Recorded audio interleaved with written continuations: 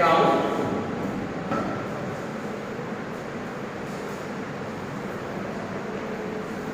चलिए आपका टू और बाय साइड हो गया।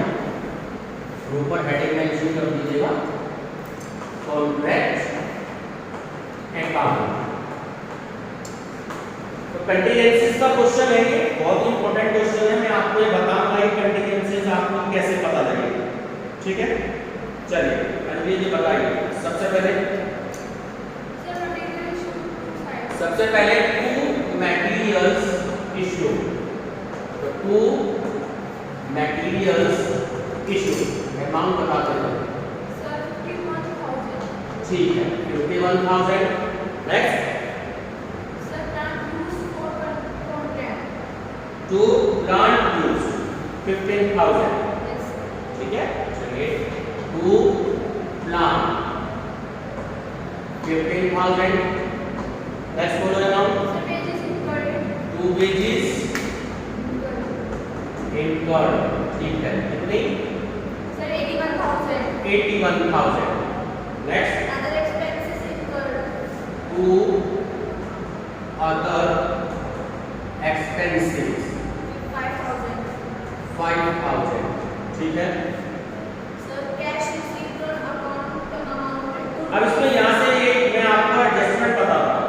एडजस्टमेंट क्या है कि आपकी वर्क सर्टिफाइड की है ना कि cash received on account amount to rupees 1,80,000 28,000 being 80% of the work certified. तो जो ये आपको कैश रिसीव मिला 1,28,000 ये आपका 80% है। आपको फुल अमाउंट कैलकुलेट करना है। मैंने बता रखा है आपको ये by work in progress account. तो वर्क सर्टिफाइड का अमाउंट आप कैलकुलेट करोगे वो ये कितना है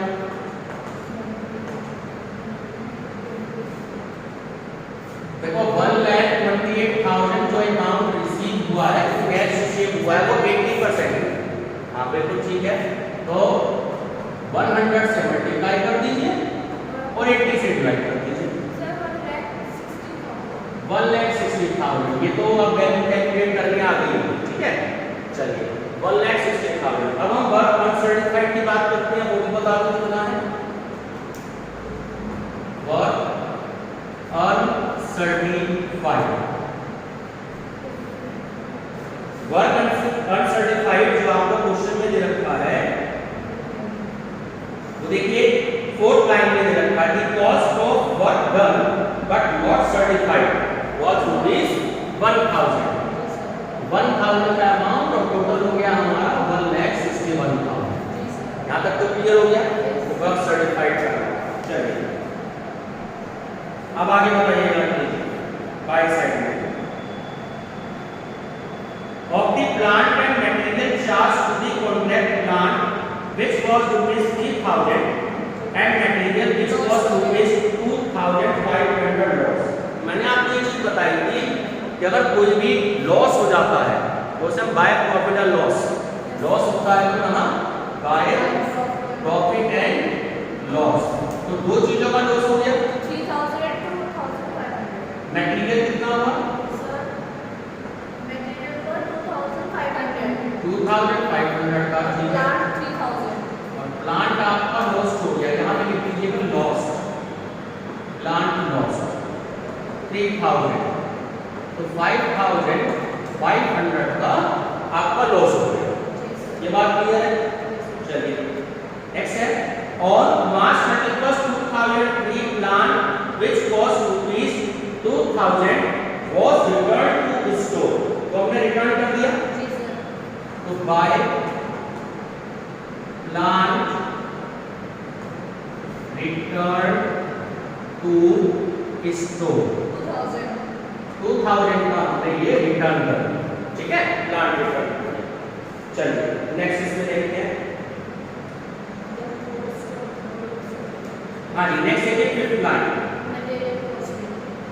इसमें कह रहा है आपसे material costing rupees 2,300 were in hand on side, यानी कि मटेरियल एक साइड आ गया बाय materials at site 2300। यहाँ तक तो क्लियर। अब हम डेप्रिसिएशन की बात करेंगे प्लांट के बारे में। Mentioning charge 15% depreciation on plant. अब यहाँ पे स्टूडेंट जो है वो मिस्टेक करता है। अब इसको समझ लीजिएगा बहुत ध्यान से। बाय प्लांट एट साइट, ठीक है, क्या मिस्टेक होती है? स्टूडेंट ध्यान नहीं देता। स्टूडेंट सीधे सीधे क्या करता है कि 15,000 का 15% कैलकुलेट कर देता है। वो गलत हो गया। कैसे? देखो 15,000 की जो वैल्यू थी, अगर हम प्लांट लॉस की बात करें तो 3,000 का तो हमारा प्लांट लॉस हो गया था, तो आप इसको माइनस करेंगे। ये बात क्लियर होगी। और 2,000 रुपए का by plant return to store हो गया, ये भी तो माइनस होगा। हमने 1 रुपए का माइनस कर दिया। अब आपके पास जो अमाउंट बचा वो 10,000 रुपए का बचा, तो डेप्रिसिएशन 10,000 रुपए चार्ज होगा, इसलिए क्वेश्चन गलत हो जाता है। ठीक है, 10,000 एट द रेट ऑफ 15%, यानी कि 10,000 माइनस 1,500 और आउटर कॉलम में 8,500। ये बात बताया, बिल्कुल क्लियर है। चलिए टोटल बताएं प्राची जी। सर इसका टोटल है 17930 माइनस 17। पहले इसका क्रेडिट साइड का टोटल बता दो।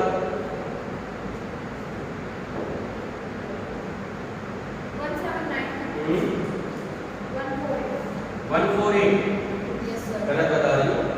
148 कैसे आया? 8। अच्छा ये रहा 540। ठीक है, 179 148। ठीक है, टू साइड का हमारा माइनस कर दो। 179 आ रहा है बेटा, 148 तो नहीं आ रहा। ध्यान से कर लो। 1,79,000 डाउन पूरा हो गया। 1,79,000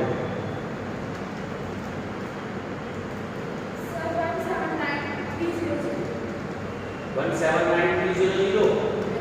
अभी भी गलत है। अच्छा एक सेकंड, एक चीज और रहेगी ना। सुनो सुनो सुनो, ये जो प्लांट रिटर्न टू स्टोर था, इस पे भी डेप्रिसिएशन चार्ज करना था ना, वो हमने नहीं किया, वो रह गया, इसलिए मिस्टेक आ गई। जो प्लांट रिटर्न टू स्टोर था वो कितना था? 2,000 था, इस पे भी डेप्रिसिएशन चार्ज करना था। तो 15% जब डेप्रिसिएशन चार्ज करोगे तो 515 टू 30, 300 रुपए का डेप्रिसिएशन हो गया। ये अमाउंट आएगा 1,700। अब चेक करो टोटल देखो, अब शायद 1,79,000 आ जाएगा।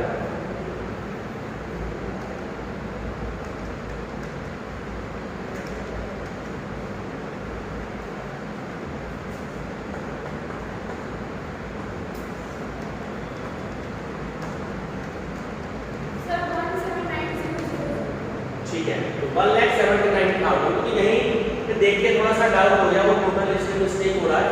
अब 1,79,000 में से ये माइनस कर दो।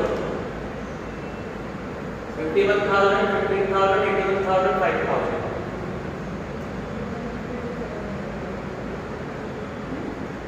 राजू जी आप भी टोटल कर लिया कीजिए जल्दी, ताकि टाइम कम लगे।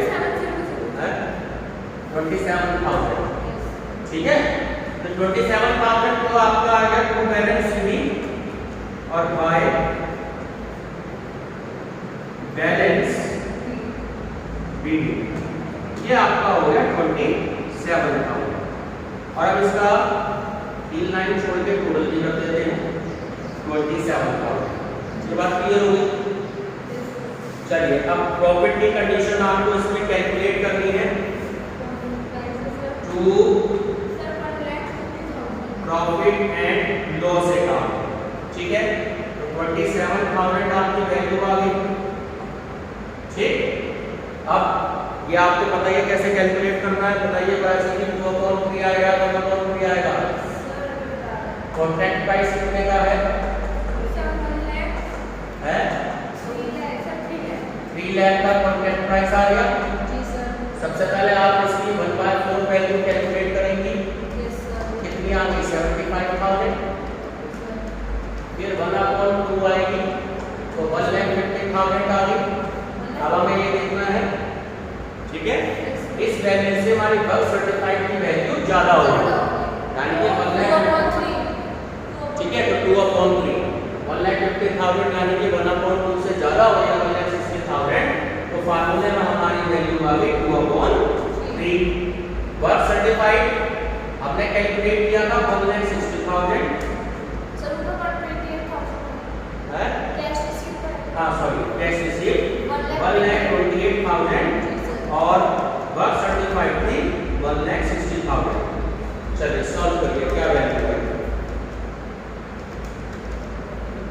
सर 14,400 14,400 माइनस करके 12,600 अभी रुक जाओ माइनस करके क्या आया 12,600 हाँ। अब इसको मैं बताऊंगा कि क्वेश्चन में एडजस्टमेंट है, थोड़ा सा ध्यान से समझेंगे। जो ये 27,000 में से माइनस किया आपकी वैल्यू आ गई 12,600, जी सर। ठीक है। अब क्वेश्चन में देखो आगे लाइन मेंशन हो रहा है, क्या है last line, reserve 1/3 of profit received for contingencies. Contingencies होती है कभी कभी अचानक जरूरत पड़ जाती है तो उसके कंटीजेंसी रखी जाती है, आकस्मिकता है, अचानक जरूरत पड़ जाती है, तो 1/3 बोला है ना उसने आपको। अब ये ध्यान से समझो, जो आपने अमाउंट माइनस किया, ठीक है, अब हम एडजस्टमेंट कैलकुलेट करेंगे। कैसे? ये अमाउंट जो कैलकुलेट हुआ टू वर्क इन प्रोग्रेस, इसको तो हम ये कैलकुलेट करते हैं to work in progress account, ठीक है। Work in progress account reserve for contingency, ठीक है। सॉल्व करना है कैसे?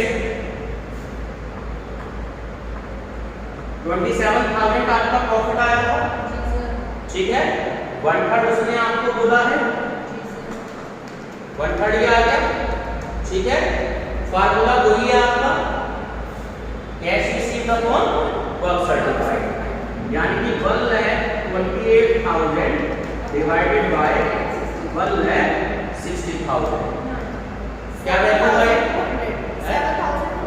7,200। तो इसको यहाँ नीचे लिख देना, आना तो वैसे नहीं चाहिए, थोड़ा सा जगह नहीं है, 7,200 रजिस्टर में ठीक कर लीजिएगा, ठीक है। अब ध्यान से देखो 12,600 में से जब आपने 7,200 कैलकुलेट कर लिए, माइनस करो 5,400 तो जो 5,400 आई ये जनरल रिजर्व की कंडीशन है, 5,400 से क्या कहेंगे, सर ये जनरल रिजर्व बोलो माइनस करके बेटा। ये वैल्यू अच्छा इसमें से जब आपने सॉल्व किया तो 7,200 आ गई। अब 12,600 में से 7,200 को माइनस कर दीजिए तो 5,400 की वैल्यू आ गई। इसको हम कहेंगे जनरल रिजर्व। थोड़ा सा ये है कि स्पेस थोड़ा हेडिंग छोटी लिखूंगा, थोड़ा सा ये क्वेश्चन पूरा आ जाएगा, ठीक है। बहुत इंपॉर्टेंट क्वेश्चन है तो इसको करना आपको ध्यान से समझना है। क्लियर हो गया? ये साइड में दिखाई जाएगा कुछ इधर यहाँ पर इसके सामने एक इनर कॉलम है, ठीक है। तो सेम जो क्वेश्चन नंबर आपका 19 है वो भी सेम टू सेम ऐसा ही है, तो उसे आप खुद करिएगा, ये मैं आपको नहीं कर रहा, ठीक। और क्वेश्चन नंबर 20 है, ये भी सेम टू सेम ऐसा है। तो मैंने आपको ये बताया है कि कंटीजेंसी का क्वेश्चन आपको कैसे करना है, ठीक है। चलिए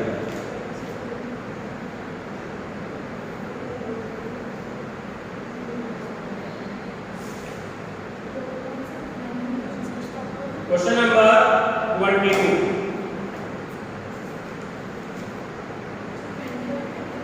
21 करना है तो 21 भी करा देता हूँ, ऐसे कोई दिक्कत वाली बात नहीं है, लेकिन थोड़ा सा इसका तरीका अलग है करने का, ठीक है। तो पहले आप 22 कर लीजिएगा, इसके लिए स्पेस छोड़ देना, पहले 22 कर लीजिए।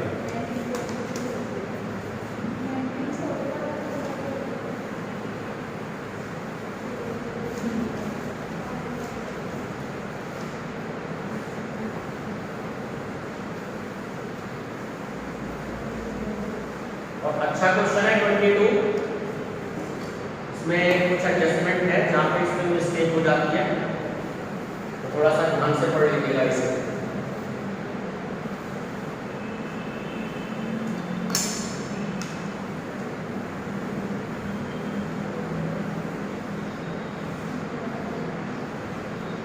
चलिए 22 है, A contract prepare his account for the year ending 31st December 2000, ठीक है, each year मेंशन नहीं है इसमें। He commence a contract on 1st April. The following information relates to the contract, ठीक है। तो सबसे पहले उसने आपको टू मटेरियल इशू बोला है, बताइए इनकी क्या क्या वैल्यू है। To materials issue 2,51,000, next labour charges to labour charges, ठीक है,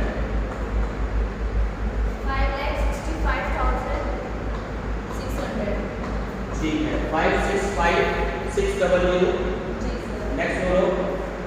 salary to foreman, salary to foreman, एक पोस्ट होती है सुपरवाइजर के ऊपर, तो टू सैलरी बोलो अमाउंट 81,000, 81300, ठीक है। नेक्स्ट एडजस्टमेंट, चलिए अब जहां मिस्टेक होती है वो मैं अब आपको समझा रहा हूं, क्योंकि इसमें थोड़ी सी डेज की कंडीशन आ गई है, बट यही इस क्वेश्चन में समझने वाली बात है। A machine costing ₹2,60,000 has been at on the site for 146 days. Its working life is estimated at 7 years and its final scrap value ₹15,000, ठीक है। अब इस लाइन का मतलब क्या है, पहले ये समझ लीजिए कि डेप्रिसिएशन जो मशीन पे चार्ज किया जाना है, तो मशीन को साइट पे जो छोड़ा गया वो 146 दिन के लिए, और मशीन की जो लाइफ है वो होगी 7 साल। स्क्रैप वैल्यू को हम अगर सिंपल भाषा में दें तो कबाड़, क्या हो गया, सेल वैल्यू बोले, स्क्रैप वैल्यू बोले, रेजिडुअल वैल्यू बोले या सॉल्वेज वैल्यू बोले, तो बात एक ही है, ठीक है। समझ लीजिए ध्यान से, स्क्रैप वैल्यू, बच्चों को यहाँ थोड़ी सी प्रॉब्लम होती है, स्क्रैप वैल्यू, सॉल्वेज वैल्यू और थर्ड है रेजिडुअल वैल्यू, ठीक है। तो अगर इन तीनों में किसी भी वर्ड का यूज करें तो बात एक ही होती है। तो 7 साल के बाद जो उसकी स्क्रैप वैल्यू होगी वो होगी 15,000 रुपये।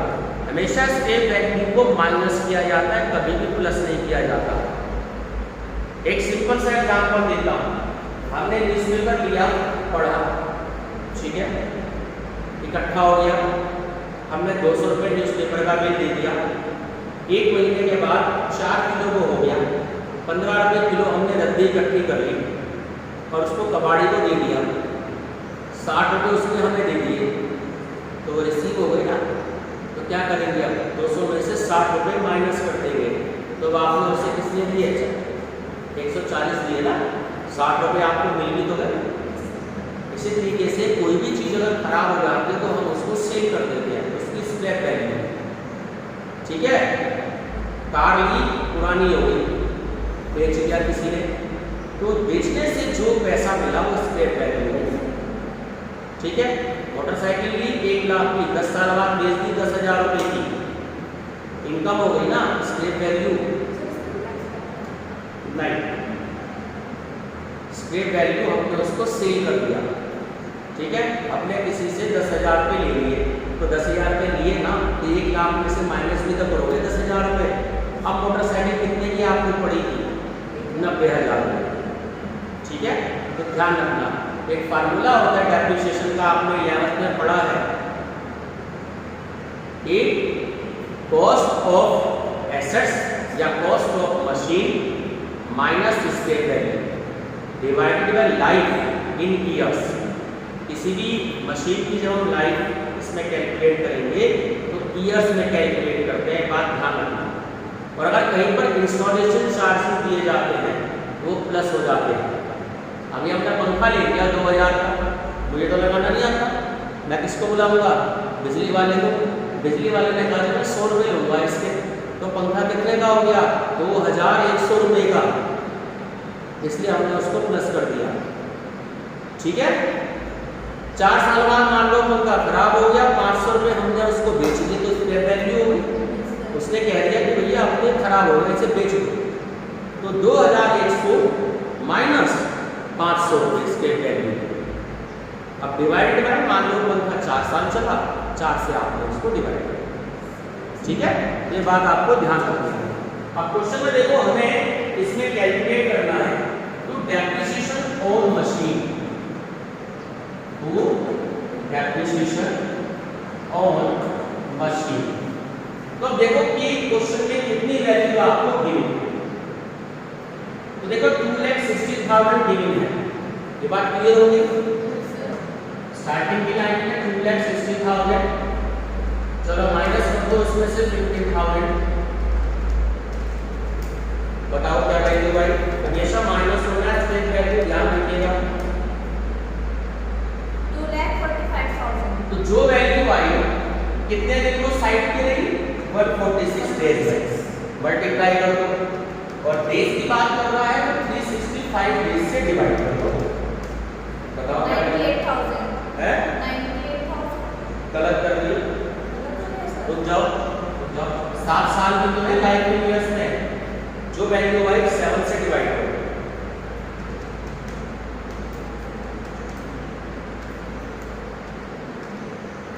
बताओ क्या वैल्यू आई? 7 साल चली ना, तो 7 से 14,000। ठीक है, फिर से समझ लो, 2,60,000 में से हमने डिवाइड किए 15,000। ठीक है, चाहो तो पहले 7 से डिवाइड कर लो या बाद में कर लो, बात एक ही है।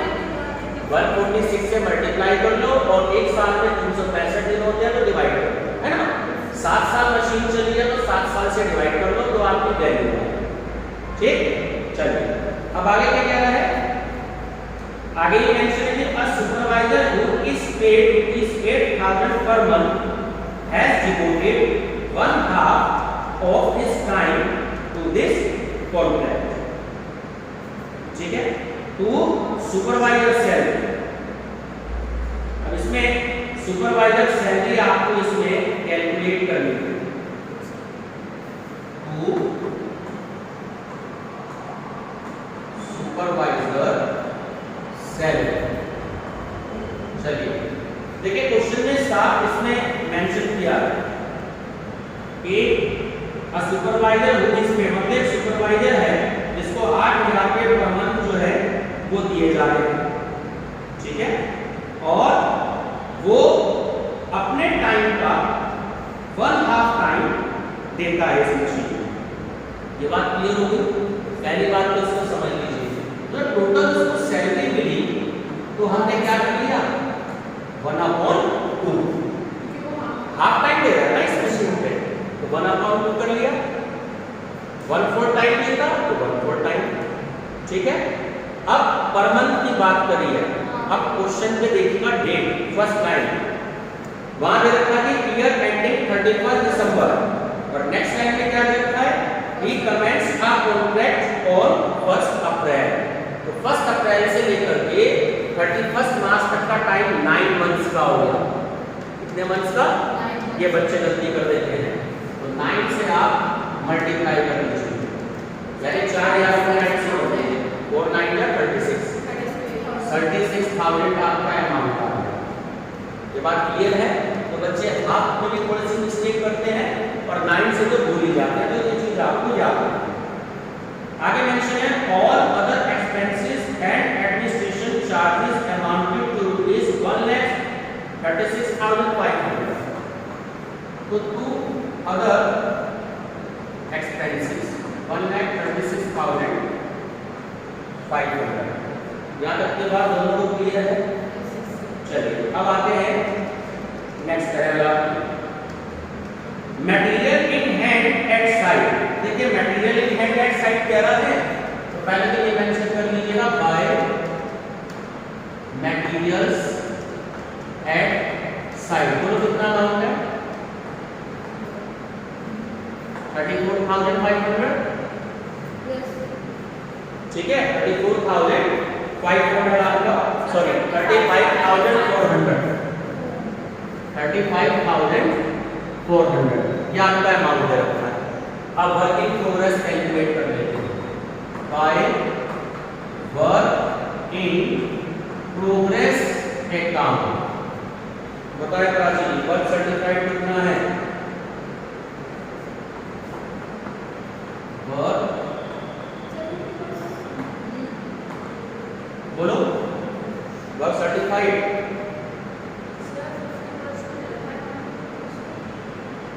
ठीक है दी contract price is ₹20 lakh.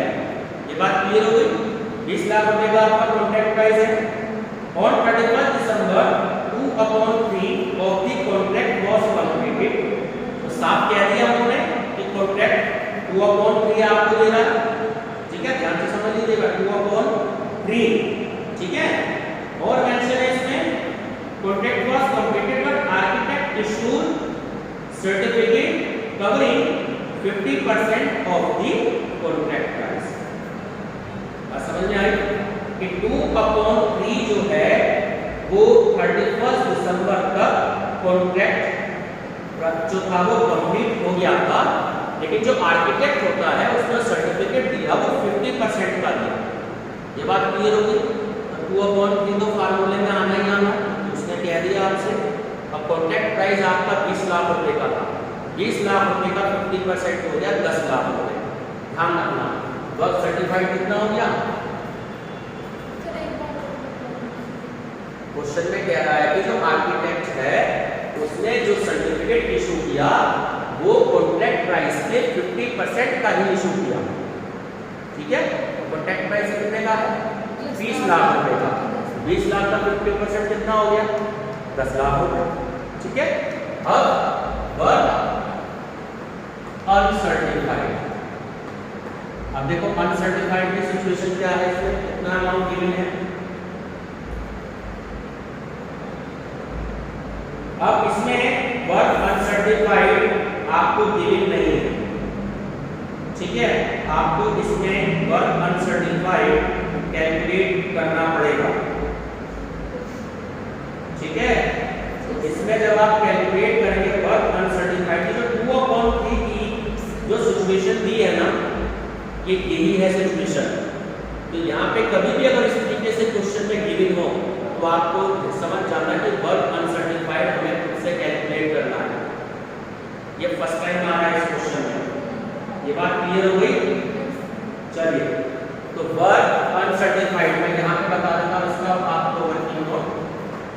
Work uncertified देखो जब अंजलि जी काम था आपका 2/3 यही आपको क्वेश्चन में दिया 2/3 था और उसने जो सर्टिफाइड आर्किटेक्ट ने इशू किया सर्टिफिकेट वो 1/2 का सर्टिफिकेट इशू किया।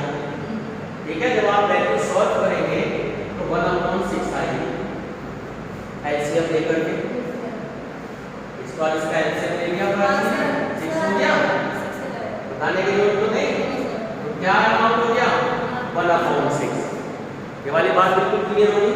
तो 1/6 की वैल्यू हो गया। क्वेश्चन में cost of 2/3 cost of 2/3 of आगे 2/3 हमें कैलकुलेट करना है। ठीक है किस अमाउंट का ये मैं आपको भी बताता हूँ। यहाँ पे मैं एक तरीके से फिल द ब्लैंक कैलकुलेट कर लेता हूँ। ये जो अमाउंट आएगा देखिए किस तरीके से आएगा। चलिए कैलकुलेटर लीजिए और मैं अमाउंट बता रहा हूँ आपको। ये जो आपने क्वेश्चन किया net up to date cost यहाँ पर हम नीचे लिख देते हैं net up to date cost.